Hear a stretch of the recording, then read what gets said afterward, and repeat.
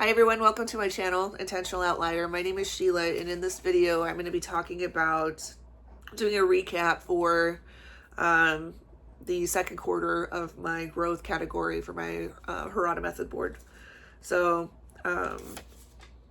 things that I felt like I did that went well for this second quarter was learning new things, and then creating, and then figuring out processes for my creative process. So for instance, I am a sticky note person. These are all the sticky notes for the videos that I'm going to be making for the second quarter recap. And then I've also got, these ones are for the budgeting videos that I'm going to be doing later. So not only are they in stacks, but they're also color coded so that it's an easy visual cue for me so what's what, right? So, and this just kind of keeps my brain on track of and going in forward momentum with each one. So let's see, I've also been spending more time with like hobbies and making and kind of tapping back into some of the ones that I haven't done as much, and which is good for me because it's like one of them is crocheting. So, and which is a good one for keeping my hands busy, my brain busy. I can do it while I'm doing it, like watching television, and also it exercises my brain because if you've ever read the instructions, it's like reading a different language. So to remember what all the symbols mean and all the abbreviations for the different stitches, like that's it helps dust off the cobwebs with that too. Let's see. And then so learning new things like this one, and so this and money and work all kind of are really closely together for this quarter for me because I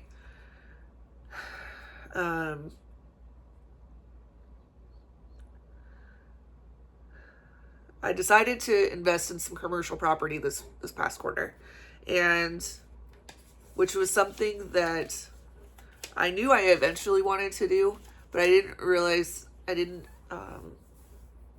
really understand how obtainable it was for me, which was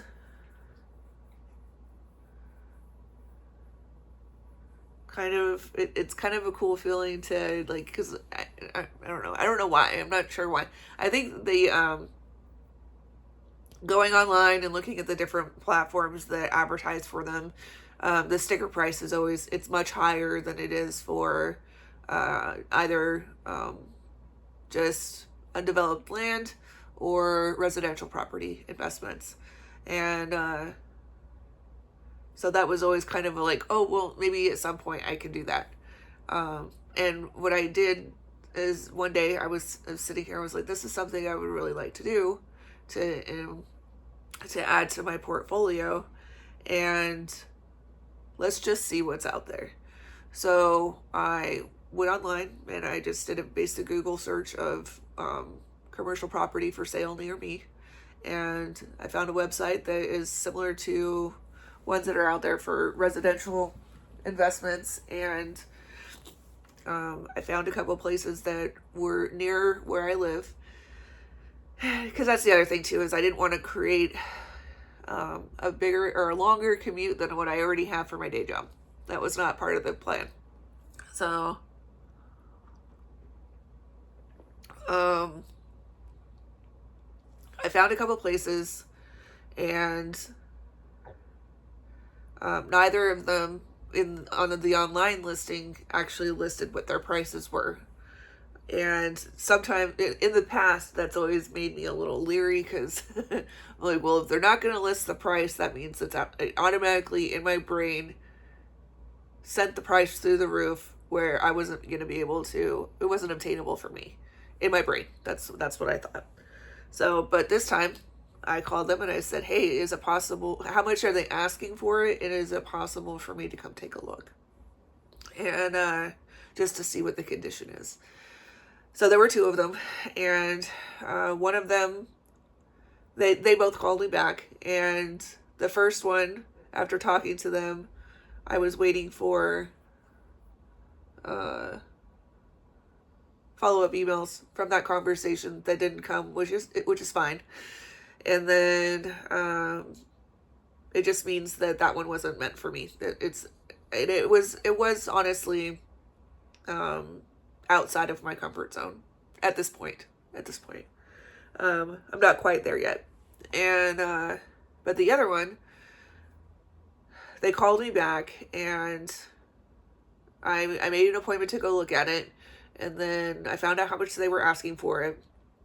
And I was like, okay. So then, and I've talked about this a lot in my investment video updates that I've posted. That's a lot of what my content has been for the last month, is because that's actually what's been at the forefront of my mind, and what has been going on for me is going through that whole process and all the things that I've learned through that, and also just learning the differences between and the similarities between purchasing residential real estate and also commercial real estate. So, I mean, there are some things that are different about them. The financing is different, or can be different. And just some of the other, there's different nuances that come along with it. But, so I talked to the broker, and we did all of the things, and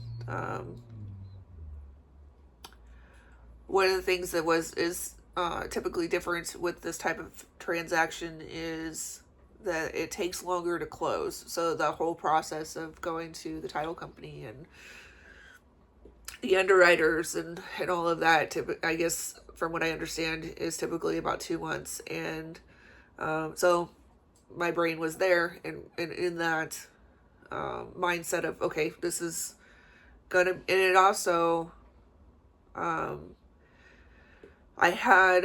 hired more people ahead of time to come consult with me on different things before I actually, with this one, I actually took the whole 30-day feasibility and made appointments with people. And whereas with residential or land, it would normally just, with a residential property, it's normally just the building inspector or the residential to do the inspection to make sure that the house or building is sound. And because I personally am okay with cosmetic work, but my deal breaker is if it's a safety hazard. That's not something that I'm willing to take on. So, which seems, I don't know, that's just where my comfort level is at. And also, like, if it is, usually my line with, like, can I do it myself or do I need to hire somebody else, is, so I know that I'm not a plumber or an electrician, so those are typically things that I'm going to hire a professional to do for me. And that's where I'm at with it. And I know that there are other people that there are different things that people are more comfortable with, and it's totally fine. So let's see. And I think that, like, as far as a lot of learning with the whole process of purchasing that building, and then